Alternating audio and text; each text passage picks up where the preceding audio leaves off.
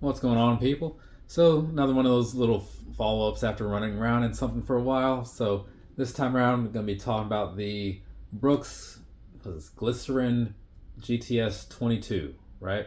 Yeah. So, real quick before I go getting further into that, right? So, the GTS on the side being like go-to support.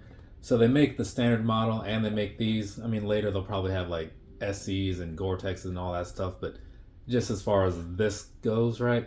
The support that they have on here, these guide rails, is mostly just to kind of keep your feet straight, right? So if you have an issue with your feet going one way or the other, that's supposed to kind of step in and kind of help keep you guided along the way, right? If you don't have an issue with that, you shouldn't really notice anything in these. So I don't have an issue, but they only had this color and this style when I went to the store to get these. So I figured, whatever, I'll just pick them up. And I haven't noticed any issues or anything like that. So works out very well. Now, as far as these go, just like wearing these around and all that stuff, right? I did do a couple events in these. I know I did a 5K in them. I think it was like the Fox Hill one maybe. And various like run group days and just going out on my own, just kind of getting my head wrapped around these. And they feel really good, right? It is kind of like a pricier sort of shoe or whatever, right? It comes around like 165, yeah. So it's a little up there, right, for a lot of people, perhaps.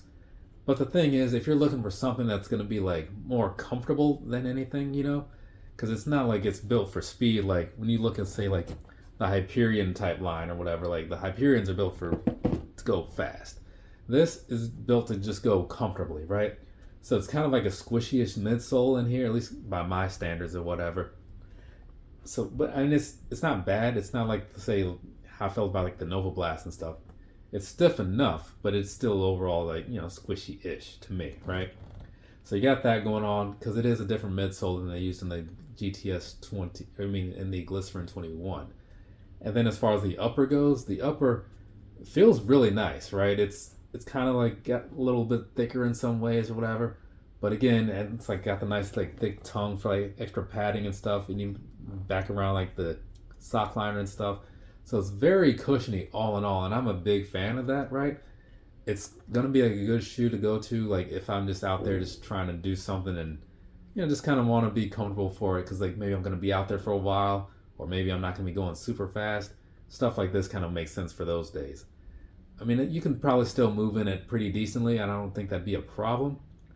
But if I'm going for that, I'm just gonna wear something else. That's just me, right?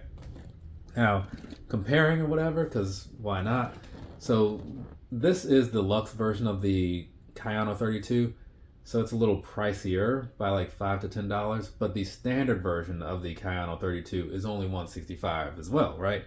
So, and to me, even when I was like wearing these and then like later wearing these, like so these things both feel like they're doing like the same thing, Now, to me, it's kind of one of those things where when people ask what shoes they should get or whatever, if they have brand loyalty, which is a thing I totally understand, then that's kind of a good thing. So then I can say, oh, well, you should consider these. And if they're like, I'm an ASICS guy, well, consider these.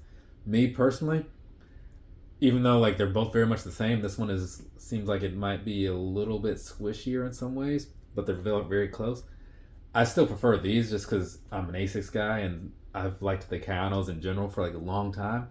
But I can't complain about anything that these were doing. They worked out very well for me, so I'd imagine they'd probably work out very well for a lot of people. The one difference that I will say that I noticed in these here is in the upper. Like this one, it just felt a little bit lighter. Actually, it felt like significantly lighter as far as like breathability and stuff goes.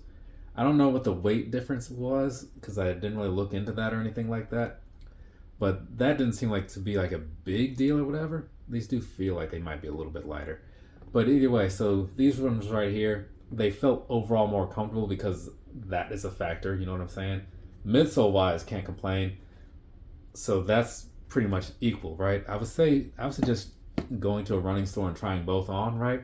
Because they're both going to be kind of like stability type shoes in that way. So if that's the thing that you need, and that's the thing and these are models you're considering, they're very close. But if you have a running store near you that has them both, go ahead and try them on and see what you think. True to size on both, by the way. From me to you, have a nice rest of your day or rest of your night, whatever it is, wherever you are. What's next? Yes, the Ghost Max 2, gonna do the same thing, but for this model. All right, later, people.